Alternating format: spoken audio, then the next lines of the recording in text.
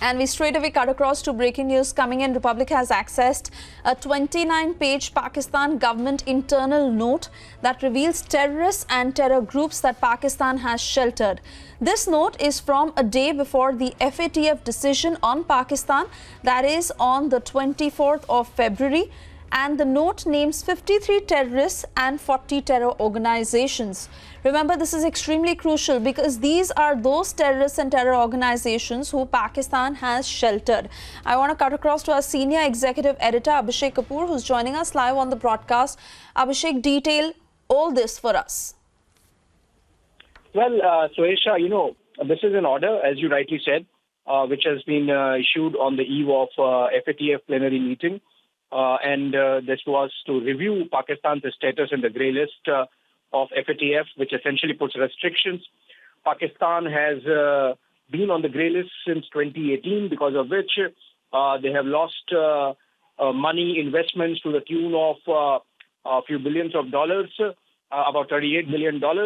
And if they continue in this list, they'll continue to lose money. And that's why the Pakistani government issued this order putting restrictions on individuals, the numbers of which you gave, as also these organizations. But what is important is that this is a government of Pakistan document which acknowledges existence of these individuals on their soil, acknowledges existence of these organizations on their soil, and is seeking to put restrictions. So obviously, by default, Pakistan is admitting that it is harboring these individual terrorists and terrorist organizations. What more would you need? What is important is that hopefully Pakistan walks the talk, and the promises that it has made before the Financial Action Task Force, which is a UN mandated body, they carry them through. And these restrictions which this order imposes are actually implemented on the ground. We have seen, for example, how Hafiz Saeed was arrested but not arrested, how Maulana Masood Azhar was arrested but then actually got VIP treatment in some Rawalpindi facility. So I think what is important is that Pakistan follows this up with walking the talk. And as I said, this is evidence enough on a Pakistani government document signed and gazetted. Abhishek, I am sorry I'm having to interrupt you here, but Sushant Sareen is with us on the phone line. Abhishek, also, if you have any question, please feel free to put it. But first, getting Sushant's reaction on this 29-page document. Sushant, what do you have to say? Obviously, they fear the decision on FATF and what Pakistan's fate will be. But the truth is out there. They have been shielding it all this while. What do you have to say? No, that's true. And what is important is that while they have been shielding it, the rest of the world community is not fooled by Pakistan's shenanigans or their cosmetic actions against these terror groups. So, yes, on paper, the Pakistanis showed that they were acting, they were fixing their laws, they were fixing the regulations.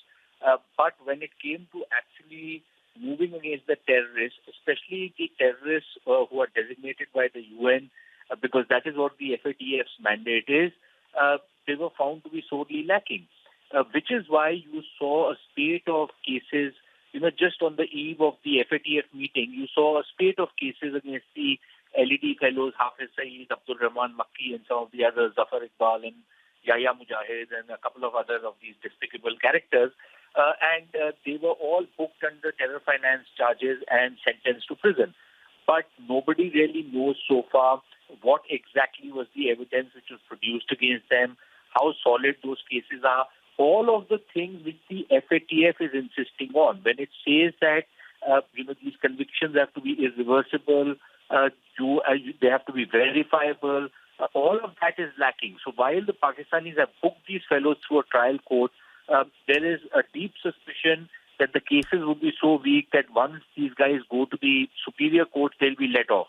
But the Pakistanis acted only against the LET. So far, they haven't really acted against the Jaish-e-Mohammed. There was some report that they had filed an FIR against the Jaish chief, Masood Azhar. But other than that, there has been very little action against the Jaish-e-Mohammed, number one. Number two, there has been virtually no action against the D Company and Dawood Ibrahim. And even on the Al-Qaeda, while in the past the Pakistanis have handed over some of these Al-Qaeda desperados to the Americans, But over the last 8-9 years, there has been virtually no action against Al-Qaeda elements who are believed to have taken sanctuary inside Pakistan and who are believed to have been protected by the Pakistanis, including the terror finance networks which Al-Qaeda and some of these other groups run through, some of these foreign exchange companies and other hundi and hawala rackets which are rampant in Pakistan. So I think there is still a long way for Pakistan to go, and the three issues on which they have, which have prevented their coming out of the grey list are really going to be the crunch issues. And I think we need to keep a hawk-eye on how the Pakistanis actually operate on these three issues. If they actually deliver on these three issues, then the terror infrastructure and the terror factory which they have created inside Pakistan will suffer a very grievous blow.